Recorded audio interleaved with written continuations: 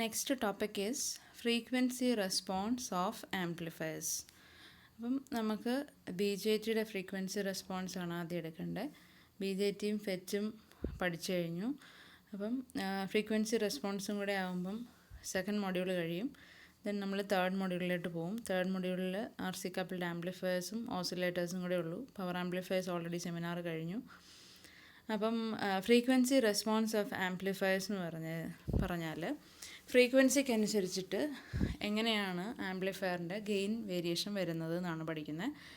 Amplifier എന്ന് പറഞ്ഞാൽ നമുക്കറിയാം, ഒരു വീക്ക് സിഗ്നലിനെ സ്ട്രോങ് ആക്കാൻ വേണ്ടിയിട്ടാണ് ആംപ്ലിഫിക്കേഷൻ ചെയ്യുന്നത്. പവർ ആംപ്ലിഫയേഴ്സൊക്കെ നിങ്ങൾ പഠിച്ചതാണ്. അപ്പം വോൾട്ടേജാണ് ആംപ്ലിഫൈ ചെയ്യേണ്ടത്. ഒരു 5 വോൾട്ടിനെ നമുക്ക് 100 വോൾട്ടാണ് ആക്കേണ്ടതെങ്കിൽ വോൾട്ടേജ് ആംപ്ലിഫിക്കേഷൻ എന്ന് പറയും. അപ്പോൾ ഔട്ട്പുട്ടിൽ 100 വോൾട്ട് കിട്ടണം. സോ വോൾട്ടേജ് ഗെയിനും കാര്യങ്ങളൊക്കെ ഉണ്ട്. അതുപോലെ കറണ്ടാണ് ആംപ്ലിഫൈ ചെയ്യേണ്ടതെങ്കിൽ കറണ്ട് ആംപ്ലിഫിക്കേഷൻ കൂടുതലുള്ള സർക്യൂട്ട്സ്. അതുപോലെ പവർ ആംപ്ലിഫയേഴ്സ് ആണെങ്കിൽ പവർ ഹൈ ആയിട്ട് ഔട്ട്പുട്ടിൽ കിട്ടണം. ഇൻപുട്ടിലെ പവറിനേക്കാൾ ഹൈ ഔട്ട്പുട്ട് പവർ നമുക്ക് കിട്ടണം. അതിന് power amplifiers class A class B ഒക്കെ പഠിച്ചു കഴിഞ്ഞു. അപ്പം ഇനി നമ്മൾ പഠിക്കുന്നത് frequency response of this amplifiers. നമ്മൾ B J T potential divider ബയസിങ്ങും ആണ് ഏറ്റവും മോസ്റ്റ് ഇമ്പോർട്ടൻ്റ് ആയിട്ട് യൂസ് ചെയ്യുന്നതെന്ന് പറഞ്ഞിരുന്നു. അപ്പം പൊട്ടൻഷ്യൽ ഡിവൈഡർ ബയസിങ് ഒക്കെ കൊടുത്തുള്ളൊരു ബി ജെ ടി സർക്യൂട്ട് എടുത്തു കഴിഞ്ഞാൽ ആ ബി ജെ ടിക്ക് നമുക്ക് ഇൻപുട്ട് സൈഡിൽ കൊടുക്കുന്ന സിഗ്നൽ ആംപ്ലിഫൈ ചെയ്ത് ഔട്ട്പുട്ടിൽ കിട്ടും. കോമൺ എമിറ്റർ കോൺഫിഗറേഷനാണ് മോസ്റ്റ്ലി യൂസ് ചെയ്യുന്നത്. ഇവിടെ അങ്ങനത്തെ ഒരു ആംപ്ലിഫയർ ഉണ്ട്. ക്യാരക്ടറിസ്റ്റിക്സ് ആണ് വരച്ചിരിക്കുന്നത്. ഫ്രീക്വൻസി ക്യാരയാണ്.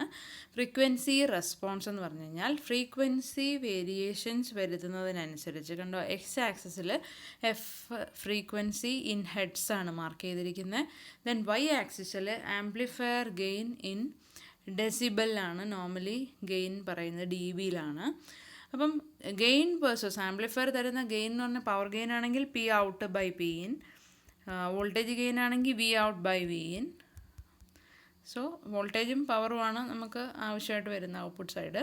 സോ നമ്മൾ അതിൻ്റെ ഫ്രീക്വൻസി റെസ്പോൺസ് എടുക്കുമ്പം ഫ്രീക്വൻസിക്ക് അനുസരിച്ചിട്ട് ഈ ഗെയിൻ എങ്ങനെയാണ് വേരി ചെയ്യുന്നത് എന്നാണ് നോക്കുന്നത്.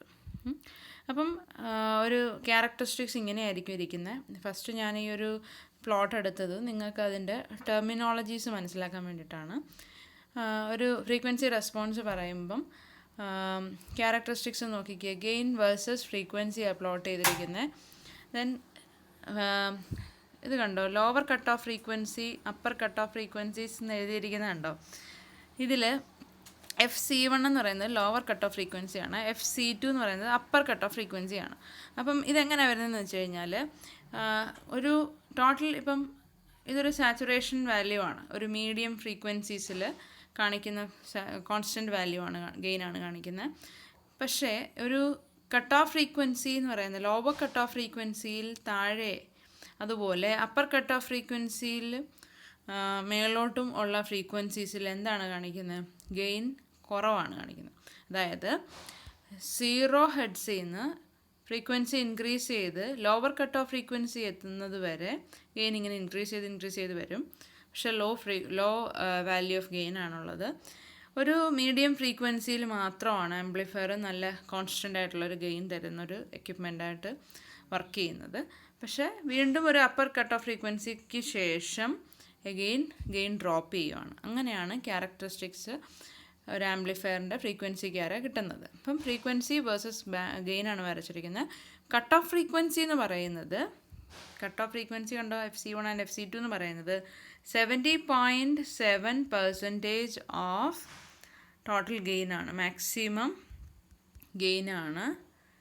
ഒന്ന് Gmax എന്ന് വിളിക്കാം. അപ്പം മാക്സിമം വാല്യൂ ഓഫ് ഗെയിനിൻ്റെ 70.7% എത്തുന്ന ഫ്രീക്വൻസിനെയാണ് കട്ട് ഓഫ് ഫ്രീക്വൻസി എന്ന് പറയുന്നത്. അപ്പം 70.7% എന്ന് പറഞ്ഞാൽ 0.707 ടൈംസ് ഓഫ് മാക്സിമം വാല്യൂ, ഗെയിനിൻ്റെ മാക്സിമം വാല്യൂ. അപ്പം യൂണിറ്റിയാണ് ഗെയിനെങ്കിൽ 0.707 എന്ന് പറയുന്ന വാല്യൂവിൽ ഇങ്ങനെ പ്ലോട്ട് ചെയ്തിരിക്കുവാണ്. അങ്ങനെ പ്ലോട്ട് ചെയ്യുമ്പം ഈ ക്യാരക്ടറിസ്റ്റിക്സ് രണ്ടെടുത്ത് ടച്ച് ചെയ്യും. ഒന്ന് ലോവർ കട്ട് ഓഫ് ഫ്രീക്വൻസി, ഒന്ന് അപ്പർ കട്ട് ഓഫ് ഫ്രീക്വൻസി. ഈ ടെർമിനോളജീസ് അറിഞ്ഞിരിക്കണം. അതാണ് കട്ട് ഓഫ് ഫ്രീക്വൻസി എന്ന് പറയുന്നത്.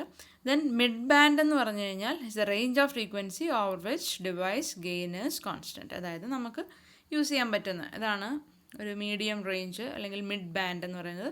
ആ ബാൻഡിൽ ഒരു കോൺസ്റ്റൻറ്റ് ഗെയിൻ ആര് തരും? ആംപ്ലിഫയർ തരും. ദെൻ ബാൻഡ് വിഡ്ത്ത് എന്ന് പറഞ്ഞു കഴിഞ്ഞാൽ the band between upper cut off frequency and lower cut off frequency. That is bandwidth mark ചെയ്തിരിക്കുന്നതുണ്ടോ? Bandwidth is in between FC1 and FC2. അപ്പം FC2 minus FC1 ഇതിനെയാണ് എന്ത് പറയുന്നത്? Bandwidth of an amplifier എന്ന് പറയുന്നത്. ഈ ഒരു ബാൻഡാണത് amplify ചെയ്യുന്നത്. അപ്പോൾ അതിന് താഴെയുള്ള ഫ്രീക്വൻസീസിൽ ഇങ്ങനെ ഡ്രോപ്പായിരിക്കും. അപ്പർ കട്ട് ഓഫ് ഫ്രീക്വൻസിക്കും മേലുള്ള ഫ്രീക്വൻസിയിലും ഗെയിൻ കുറവായിരിക്കും. ഇനി അതിൻ്റെ കാരണങ്ങളും ഒക്കെയാണ് നമ്മൾ പഠിക്കുന്നത്.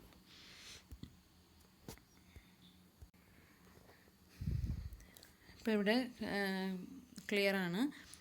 നമ്മൾ നേരത്തെ പറഞ്ഞ തന്നെ ക്യാരക്ടറിസ്റ്റിക്സ് ഇവിടെ ലോ ഫ്രീക്വൻസീസിൽ ഗെയിൻ എന്ന് പറയുന്നത് ലോ ആണ്. ലോവർ കട്ട് ഓഫ് ഫ്രീക്വൻസിയിലും താഴെ ഗെയിൻ എന്ന് പറയുന്നത് ലോ വാല്യൂ ആണ്. ആംപ്ലിഫിക്കേഷൻ പർപ്പസിന് യൂസ് ചെയ്യുന്നില്ല അത്. ബിക്കോസ് നമ്മുടെ ഒരു കപ്ലിംഗ് കപ്പാസിറ്ററും എമിറ്റർ ബൈപ്പാസ് കപ്പാസിറ്ററും കണക്ട് ചെയ്യും നമ്മൾ ആംപ്ലിഫയറിൽ. അപ്പം കപ്ലിംഗ് കപ്പാസിറ്റർ എന്ന് പറയുന്നത് നമുക്കറിയാം. ഒരു കപ്പാസിറ്റർ നമ്മൾ ഒരു പൊട്ടൻഷ്യൽ ഡിവൈഡർ സെറ്റപ്പാണ്. ഒരു NPN ട്രാൻസിസ്റ്റർ വരയ്ക്കുന്നു. RC എന്ന് പറയുന്നത് നിങ്ങൾക്ക് ഇതെന്തായാലും അറിയായിരിക്കും. RC, then emitter resistance RE. ഇതാണ് നമ്മുടെ ട്രാൻസിസ്റ്ററിൻ്റെ ബേസിലേക്ക് നമ്മൾ പൊട്ടൻഷ്യൽ ഡിവൈഡർ ബയസ് ഒക്കെ കൊടുത്തു കഴിഞ്ഞിട്ട് ഇവിടെയാണ് നമ്മൾ സിഗ്നൽ കൊടുക്കുന്നത്. ഈ സിഗ്നൽ കൊടുക്കുന്നതിന് മുമ്പ് നമ്മളിവിടെ ഒരു കപ്പാസിറ്റർ കണക്ട് ചെയ്യും. ദെൻ ഇവിടെ ഒരു AC സപ്ലൈ കണക്ട് ചെയ്തിട്ടുണ്ടായിരിക്കും. അതാണ് നമുക്ക് ആംപ്ലിഫൈ ചെയ്യേണ്ട സിഗ്നൽ. ഇങ്ങനെ നമ്മൾ ഗ്രൗണ്ട് ചെയ്യും. ദെൻ ഇവിടെ VCC എന്ന് പറയുന്ന സപ്ലൈ ഉണ്ട്. ഇതിന് ബയാസിങ്ങിന്. ദെൻ RCക്ക് ഇവിടെ C എന്നാണ് നമ്മൾ കളക്ടറിൽ നിന്നാണ് ഔട്ട്പുട്ട് എടുക്കുന്നത്. V out. ഇവിടെ നമുക്ക് ലോഡൊക്കെ കണക്ട് ചെയ്ത് ഔട്ട് എടുക്കാം.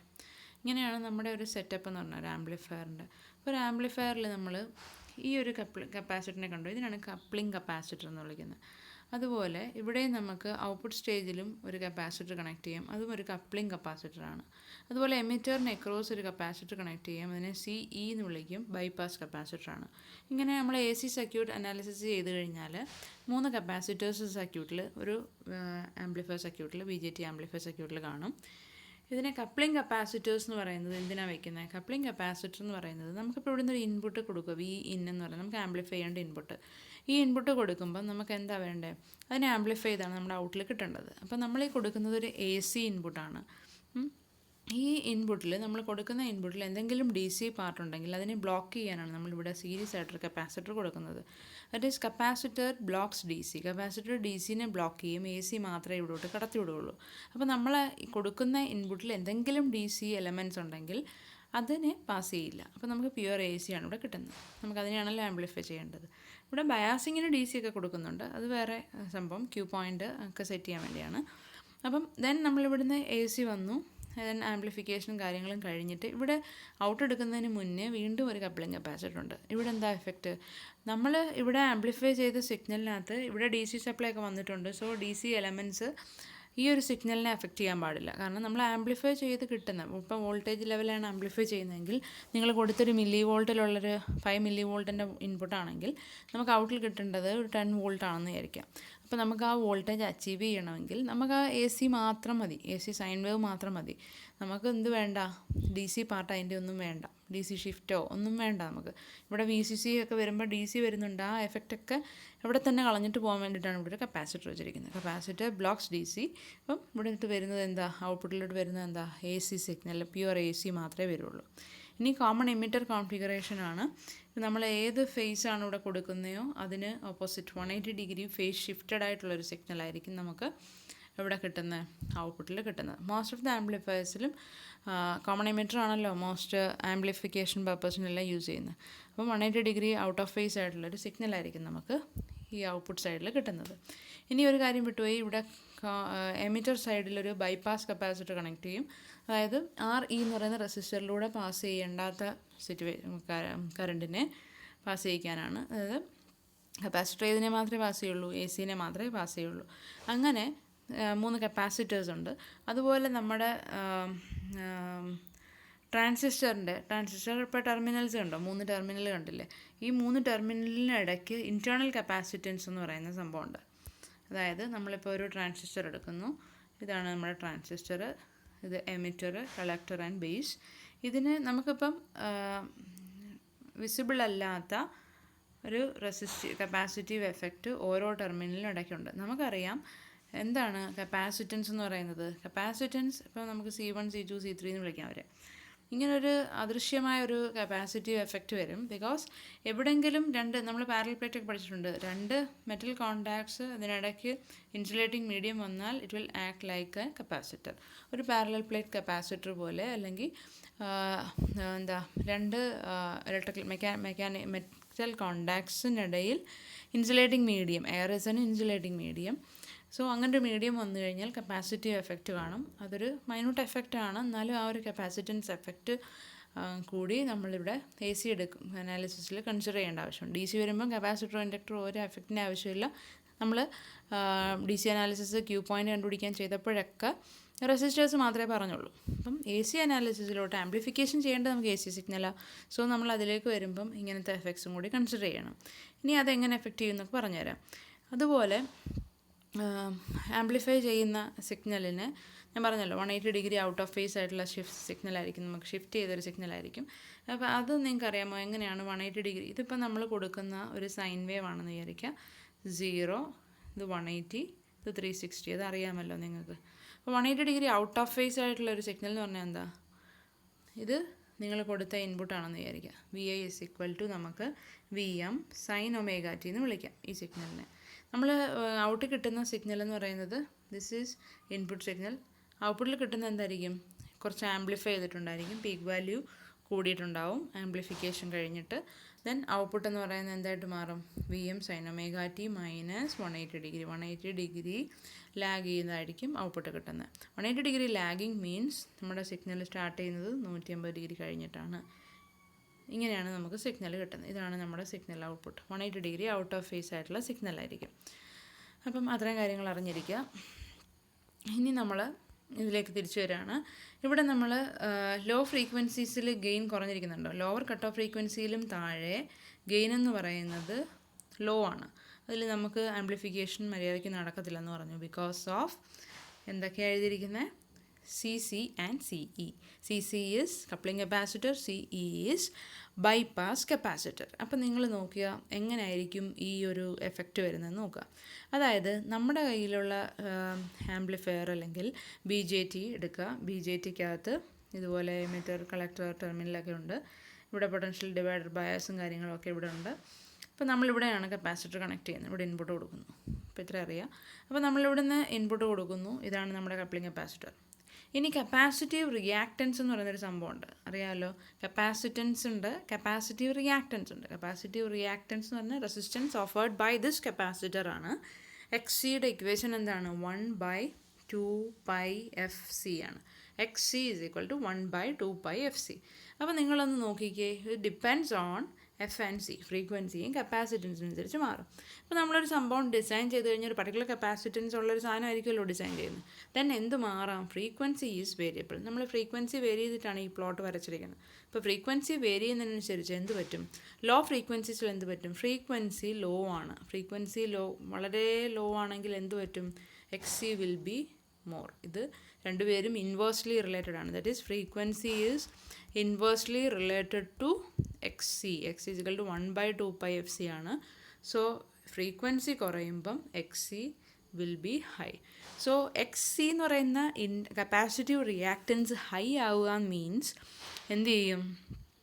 എന്താ സംഭവിക്കുന്നത്? നമ്മുടെ സർക്യൂട്ടിലെ കപ്പാസിറ്ററോടെ കണക്ട് ചെയ്യുകയാണ്. അപ്പം ഈ ഇവിടെ നിന്നാണ് ഇൻപുട്ട് വരേണ്ടത്.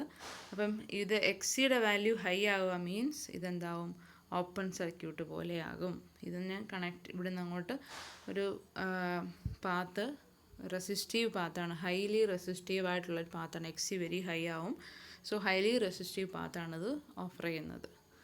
ക്ലിയർ ആണല്ലോ? അതുകൊണ്ടാണ് ഗെയിൻ എന്ന് പറയുന്നത് falls due to effects of CC and CE എന്ന് പറയുന്നത്.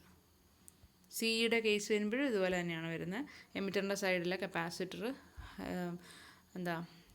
High value capacitive reactance high ആവും. സോ അതിനകത്തൂടെയും കറണ്ട് ഫ്ലോ പോസിബിൾ അല്ല. ദെൻ മിഡ് ബാൻഡിൽ റേഞ്ചിൽ കോൺസ്റ്റൻറ്റ് ഗെയിൻ ആണെന്ന് പറഞ്ഞു. ദെൻ ഹൈ ഫ്രീക്വൻസി റേഞ്ചിൽ നമുക്കറിയാം, ഇത് നിങ്ങൾ അറിഞ്ഞിരിക്കണം, ഗെയിൻ ഇൻ ഡെസിബൽ ആണ് നമ്മൾ പ്ലോട്ട് ചെയ്യുന്നതെന്ന് പറഞ്ഞിരുന്നു. ഗെയിൻ ഇൻ dB ആണ്, അല്ല V out by V in അല്ല പ്ലോട്ട് ചെയ്യുന്നത്. Gain in dB versus frequency ആണ് പ്ലോട്ട് ചെയ്യുന്നത്.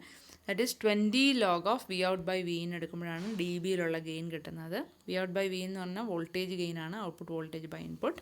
20 ലോഗ് ഓഫ് അതെടുക്കുമ്പോഴാണ് നമുക്ക് ഗെയിൻ ഇൻ dB കിട്ടുന്നത്. Most of the amplifiers 180 degree phase shift ആണെന്ന് പറഞ്ഞു. ലോ ഫ്രീക്വൻസീസിൽ വി ഔട്ട് എന്ന് പറയുന്നത് ലാക്സ് വി ഐ, ഒരു ഇൻക്രീസ്ഡ് ആംഗിളിലായിരിക്കും, അത്രയും ലാഗിങ് ആയിട്ടായിരിക്കും വരുന്നത്. ഹൈ ഫ്രീക്വൻസിയിലാണ് വിൽ ഡ്രോപ്പ് ബിലോ 180 പോവും. അപ്പം ഹൈയിലും ലോയിലും ആംപ്ലിഫയർ ഗെയിൻ എന്ന് പറയുന്നത് റെഡ്യൂസ്ഡ് ഗെയിൻ ആയിരിക്കും.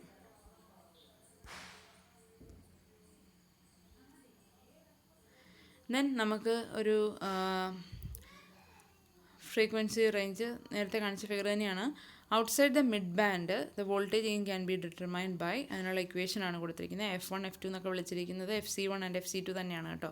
FC1 എന്ന് പറയുന്നത് ബിലോ മിഡ് ബാൻഡിൽ താഴെയുള്ള ഫ്രീക്വൻസി, ലോവർ കട്ട് ഓഫ് ഫ്രീക്വൻസിയും, FC2 അല്ലെങ്കിൽ F2 എന്ന് പറഞ്ഞാൽ upper cut off frequency, that is above mid ബാൻഡുമാണ്. അതിനുള്ള ഗെയിൻ കണ്ടുപിടിക്കാനുള്ള ഇക്വേഷനാണ് എ മിഡ് എന്ന് പറഞ്ഞാൽ എന്താ, എ മിഡ് എന്ന് എഴുതിയിരിക്കുന്നത് എന്താ, മിഡ് ബാൻഡിൻ്റെ ഗെയിൻ, അതാണ് നമ്മുടെ constant gain, divide by √1 + FC1/F the whole square, മറ്റേത് അതുപോലെ തന്നെ F/FC2 the whole square. അപ്പോൾ ലോ ഫ്രീക്വൻസി റേഞ്ചിൽ gain fall off due to coupling capacitor and bypass capacitor. As signal frequency decreases, reactance increase ചെയ്യും, അതിന് short സർക്യൂട്ടായിട്ട് act ചെയ്യാൻ പറ്റില്ല.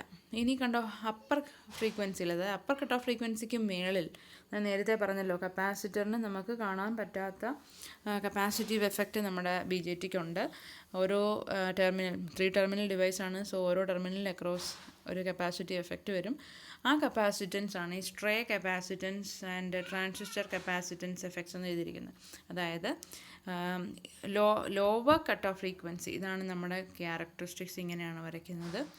Lower frequencies, ഇവിടെ നിന്ന് ഇങ്ങോട്ടുള്ള ഫ്രീക്വൻസീസിൽ ലോവർ കട്ട് ഓഫ് ഫ്രീക്വൻസീസിൽ എന്ത് പറ്റും, ഫ്രീക്വൻസി ലോ ആണ്, ആ സമയത്ത് എക്സിയുടെ വാല്യൂ ഭയങ്കര ഹൈ ആണ്. സോ കപ്ലിംഗ് കപ്പാസിറ്ററും എമിറ്റർ ബൈപാസ് കപ്പാസിറ്ററുമാണ് കാരണമാണ് ഇവിടെ ലോ ഗെയിൻ ആയത്.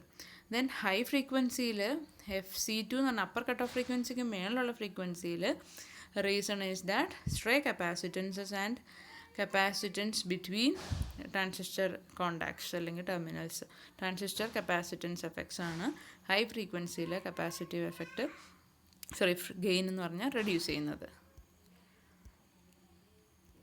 Then next is low frequency response of BJT amplifier. ഇവിടെ നമുക്ക് നേരത്തെ ഞാൻ വരച്ചിരുന്ന അതേ സർക്യൂട്ട് ഡയഗ്രമാണ്. നമ്മൾ പൊട്ടൻഷ്യൽ ഡിവൈഡർ ബയസ് പഠിച്ചിരുന്നു. R1 R2 VCC supply, collector circuit, എമിറ്ററിനെ ക്രോസ് ഒരു ബൈപ്പാസ് കപ്പാസിറ്റർ, ഔട്ട്പുട്ട് ലോഡ് എടുക്കുകയാണ്. ഇവിടെ CC എന്ന് പറയുന്ന കപ്ലിംഗ് കപ്പാസിറ്റർ, ഇവിടെ ഒരു CS എന്ന് ഇതിന് സോഴ്സ് സൈഡിലുള്ളതായതുകൊണ്ടാണ് CS is a coupling capacitor. Then VS and RS എന്ന source voltage, source resistance, AC voltage ആണ് കൊടുക്കുന്നത്. ഔട്ട്പുട്ടിൽ കിട്ടുന്നത് ലോഡിനെ ക്രോസ് ആയിട്ട് എടുക്കും, വി ഔട്ട്. ഇതാണ് നമ്മുടെ സർക്യൂട്ട്. അപ്പം capacitors CS, CC and CE എന്ന് പറയുന്നത് ലോ ഫ്രീക്വൻസി റെസ്പോൺസിന് കാരണക്കാരാവുന്ന ആൾക്കാരെ നമ്മൾ പറഞ്ഞല്ലോ, coupling capacitors and emitter capacitor.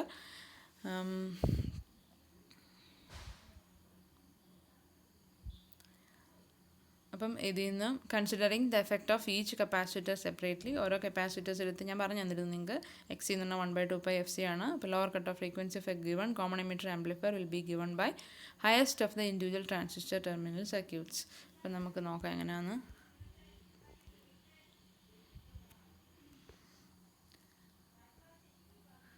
ഇവിടെ എഫക്റ്റ് ഓഫ് CS ആണ്, സോഴ്സ് സൈഡിലുള്ള കപ്പാസിറ്ററിൻ്റെ എഫക്റ്റാണ് എടുത്തിരിക്കുന്നത്.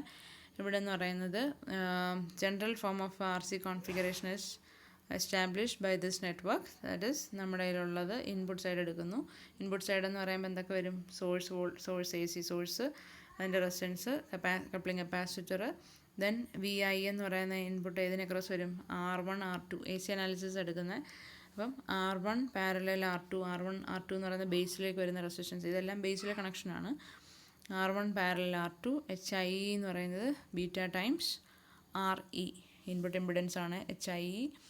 അപ്പം R1 parallel R2 parallel HIE എന്ന് കിട്ടും. Then frequency is equal to 1 by 2 pi RC, that is lower cutoff frequency.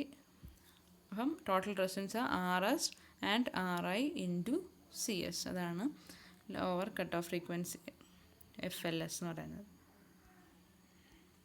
ഇനി CCയുടെ എഫക്റ്റ് വരും കൺസിഡർ ചെയ്യുമ്പം, കപ്ലിംഗ് കപ്പാസിറ്ററിൻ്റെ എഫക്റ്റ് വരുമ്പോൾ ഔട്ട്പുട്ട് സൈഡിൽ R ഔട്ട് എന്ന് എഴുതിയിരിക്കുന്ന റെസിസ്റ്റൻസ്, ഔട്ട്പുട്ട് റെസിസ്റ്റൻസ്, ദെൻ VCക്ക് ക്രോസ് ആയിട്ടായിരുന്ന RC, അങ്ങനെ coupling capacitor RL load. So total output resistance എന്ന് പറഞ്ഞാൽ RC പാരലൽ R0, ലോഡ് നമുക്ക് കണക്ട് ചെയ്തില്ലെങ്കിൽ ഇവിടുന്ന് വോൾട്ടേജ് എടുക്കാം. So RC parallel R0. അപ്പം 1 by 2 pi RC എന്ന് പറയുമ്പം നമ്മുടെ ഈ ടോട്ടൽ ലോഡ് റെസിസ്റ്ററും ഇതുപോലെ RC എന്ന് പറയുന്ന റെസിസ്റ്റൻസും കൂടെ ആഡ് ചെയ്യുക. That is R0 plus RL. R0 എന്ന് പറയുന്നത് RC parallel small R0, again 1 by 2 pi RC എന്ന് പറയുന്ന ഇക്വേഷനിൽ കൊടുക്കുക. അപ്പം എഫക്റ്റ് ഓഫ് CC ആണ്, കപ്ലിംഗ് കപ്പാസിറ്ററാണ് അവിടെ കിട്ടുന്നത്. ദെൻ അടുത്ത കോമൺ എമിറ്ററിലെ കപ്പാസിറ്റർ, ബൈപ്പാസ് കപ്പാസിറ്ററിൻ്റെ എഫക്റ്റാണ്. അവിടെ RS എന്ന് പറയുന്നത് source resistance by beta plus RE എന്ന് പറയുന്നത് emitter resistance. Then capital R എന്ന് പറഞ്ഞാൽ എമിറ്റർ. നമ്മൾ സ്മോൾ ലെറ്ററിൽ എഴുതിയിരിക്കുന്നത് എന്താ, ഇൻറ്റേർണൽ റെസിസ്റ്റൻസ് ആണ്. നമ്മൾ ട്രാൻസിസ്റ്ററിന് നമുക്ക് വെളിയിൽ കണക്ട് ചെയ്യുന്നതിന് അല്ല ഈ സ്മോൾ R ഔട്ട് എന്നൊക്കെ കാണിക്കുന്നത്. എൻ്റെ ഇൻറ്റേർണൽ റെസിസ്റ്റൻസ് ആണ്, നമ്മൾ ഓൾറെഡി ഡിറൈവ് ചെയ്തിരുന്നു പാരാമീറ്റേഴ്സൊക്കെ ചെയ്തപ്പം. ദെൻ RE, ക്യാപിറ്റൽ RE എന്ന് പറയുന്നത് റെസിസ്റ്റൻസ് കണക്റ്റഡ് ഫോർ ബയാസിങ് ആണ്, എമിറ്റർ റെസിസ്റ്റൻസ്. ദെൻ CE എന്ന് പറയുന്നത് എമിറ്റർ ബൈപ്പാസ് കപ്പാസിറ്റർ. ദെൻ അതിൻ്റെ എഫക്റ്റ് ഇതുപോലെ രണ്ട് പാരലൽ കോമ്പിനേഷനും RS ഡാഷ് എന്ന് എഴുതിയിരിക്കുന്നത് nothing but RS, R1 and R2 in parallel. അതായത് ഇവിടെ RS ഉണ്ട്, R1 R2 ഉണ്ട്. സോ ഇതിനെ നമ്മൾ AC അനലൈസ് ചെയ്യുമ്പോൾ ഇതിനെ ഗ്രൗണ്ട് ചെയ്യും. സോ R1ഉം R2ഉം RSഉം പാരലൽ വരും. അതിൻ്റെ എഫക്റ്റാണ് RS ഡാഷ് എന്ന് എഴുതിയിരിക്കുന്നത് ബൈ ബീറ്റ പ്ലസ് RE എന്ന് പറയുന്നതാണ് ഇവിടുത്തെ ടോട്ടൽ ഈ ഒരു ലൂപ്പിൽ വരുന്ന റെസിസ്റ്റൻസ് എന്ന് പറയുന്നത്. ദെൻ RE എന്ന് പറയുന്ന റെസിസ്റ്റൻസും കൂടെ വരും, അതാണ് ഇവിടെ എഴുതിയിരിക്കുന്നത്. Then FL is equal to 1 by 2 pi RC, 2 pi into RE into CE.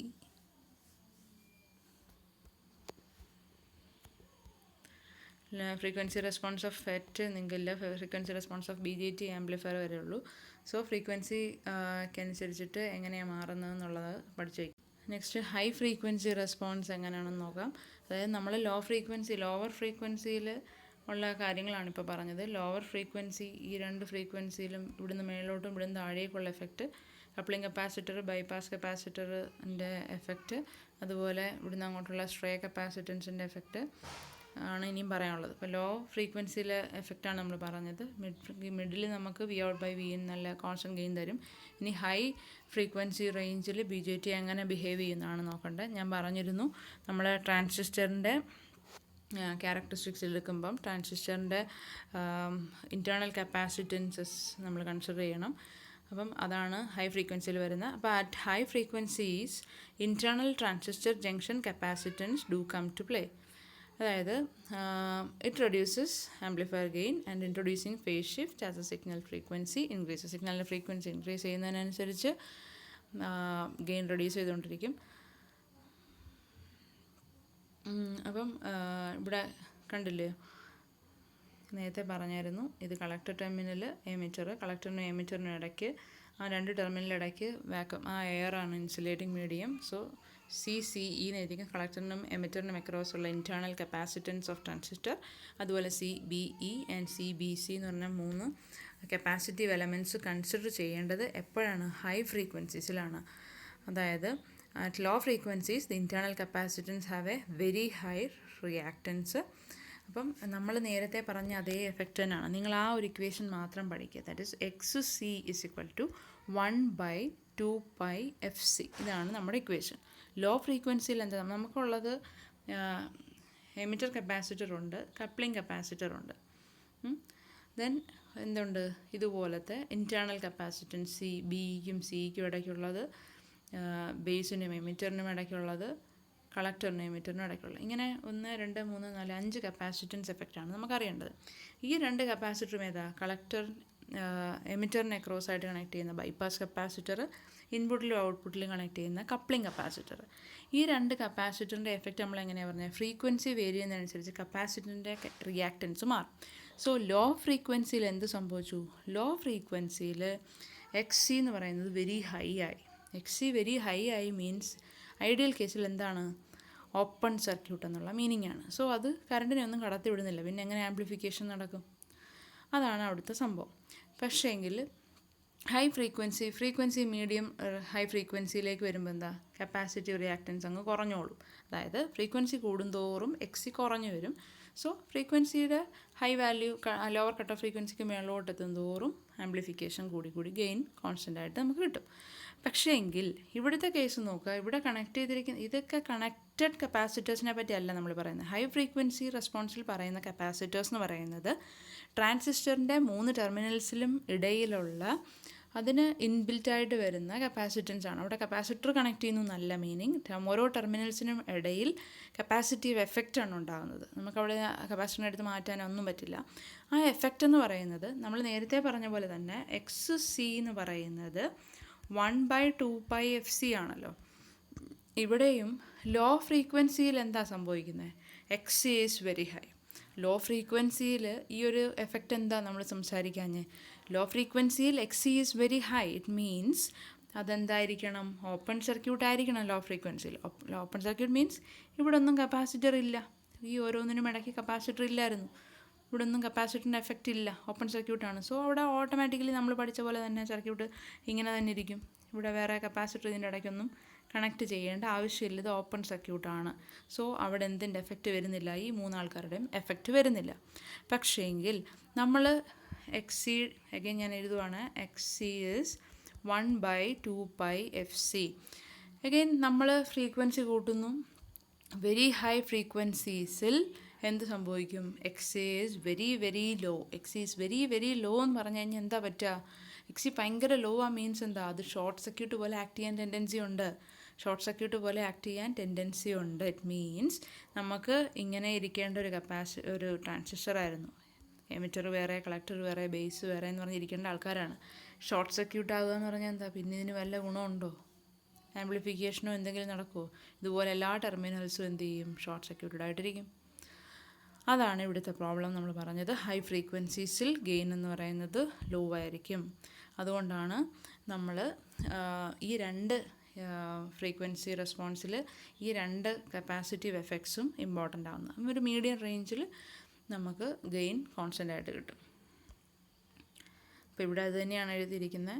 When the reactance of CBE becomes small enough, significant amount of signal voltage is lost due to a voltage divider effect. അത് നിങ്ങൾ വായിച്ചു നോക്കുക. സംഭവം ഇത്രയാണ്. നമുക്ക് frequency response നിങ്ങൾക്ക് ചോദിക്കുന്നതാണ്, സ്ഥിരം ക്വസ്റ്റ്യനാണ്. ഫ്രീക്വൻസി റെസ്പോൺസ് ഓഫ് ആംപ്ലിഫയർ എന്ന് പറഞ്ഞാൽ ഇങ്ങനെയാണ് ഇരിക്കുന്നത്. ഇത് F1, ഇത് F2 ആണ്. ലോവർ കട്ട് ഓഫ് ഫ്രീക്വൻസിയും അപ്പർ കട്ട് ഓഫ് ഫ്രീക്വൻസിയും. ഇതെന്ന് പറഞ്ഞാൽ 70.7% of high gain, maximum gain ആണ്. കാര്യങ്ങളൊക്കെ പറഞ്ഞു. ഇതിന് താഴേക്ക് വരാനുള്ള കാരണക്കാർ CC ആൻഡ് CE ആണ്. ഇതിൽ ഹൈയിലേക്ക് പോകുമ്പം ഗെയിൻ കുറയാനുള്ള കാരണം internal capacitance or stray capacitance of transistor ആണ്. അത്രയും മാത്രമേ നിങ്ങൾക്ക് ഒരു ആംപ്ലിഫയറിൻ്റെ ഗെയിൻ വേഴ്സസ് ഫ്രീക്വൻസി കർവിൽ നിന്ന് പഠിക്കാനുള്ളൂ. ഗെയിൻ എന്ന് പറഞ്ഞാൽ dBയിലായിരിക്കും. That is 20 log of output by input.